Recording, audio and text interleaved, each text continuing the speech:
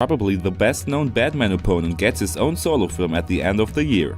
Since the CinemaCon this year, it is also clear that the Joker played by Joaquin Phoenix will surely become a movie only for adults. But now it's official, because under a picture by director Todd Phillips posted on Instagram, he answered a user's age rating question with the words, "There will be an R rating. I've been asked that many times before. I thought people knew. Sorry." We will find out more shortly before the cinema release on October 4th, 2019. For quite some time there has been a prequel to the Tributes of Panem in the room. Now, Studio Lionsgate has announced that a prequel novel by author Suzanne Collins will be published in May next year. But that's not the only thing, because as Lionsgate boss Joe Drake announced to the Associated Press, the studio is looking forward to working closely with the author on a film. He didn't comment on the exact date, but it's considered certain that a prequel will come. The plot will take place 64 years before the events of the books and film adaptations, so it has to be classified after the so-called Dark Days and therefore takes place in the period in which the Hunger Games were introduced for the first time. Therefore, a cast return is not to be counted on, since this would not work regarding the timeline. Details about the release date are probably not to be expected this year. A few days ago, the magazine Deadline surprisingly announced that another offshoot of the Paranormal Activity series is planned. The 7th part of the series will be produced in cooperation with Blumhouse and Paramount. The pseudo-found footage series is best known for the fact that the protagonists are haunted by evil spirits in front of the camera. The first part of the series, with a budget of just $15,000 brought in no less than $193 million worldwide. However, the more the series progressed, the less successful it became. The last part to date, Paranormal Activity: The Ghost Dimension, had a budget of $10 million and earned only $80 million. Whether the new part will be a reboot or a sequel is not known yet, nor is the release date. We'll keep you informed about this in any case.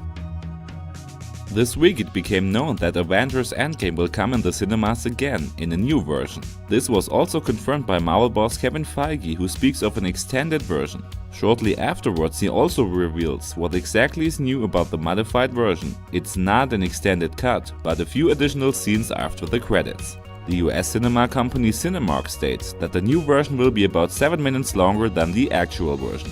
Whether this is really true cannot be determined due to the huge crowd on the site. What many fans will be happy about is that the new version will contain a Stan Lee tribute. The Marvel creator died last year on November 12th. What we do not know yet is whether the European version will be the same as the US version. We will certainly keep you informed about further updates on the new cinema release of Avengers Endgame. Again, there are rumors about the set of Bond 25. According to The Sun, this time it's about director Cary Fukunaga, who spends too much time playing PlayStation, therefore his employees have to work overtime. And this despite the fact that they are already miles behind the shooting schedule, due to all the other delays like Craig's injury or the explosion on set. So apparently some of the employees refused to work throughout the weekend. Rami Malek also commented on the shooting. The Bond villain, who is currently shooting his series Mr. Robot in New York City, says he talked to Fukunaga and that the plan was changed regarding the joint shootings with Craig. Malek also says that he believes that with such a franchise they would have everything under control. We don't know if the assumptions of The Sun are true or not, but one way or another it's rather unlikely that they can stick to the planned release on April 8, 2020. The upcoming Kingsman prequel will now carry the simple but concise title The Kingsman. The focus will be on Harris Dickinson, who plays the young Conrad and later founds the infamous secret organization. As the story progresses, he will meet historical figures such as Mata Hari, the British General Herbert Kitchener, and the assassin of Franz Ferdinand, Gavrilo Princip. As a result, the Kingsman will play before the outbreak of World War I. The main antagonist will be Rhys Ifans, who will portray the famous Grigory Rasputin. The expected release of The Kingsman is February 14, 2020.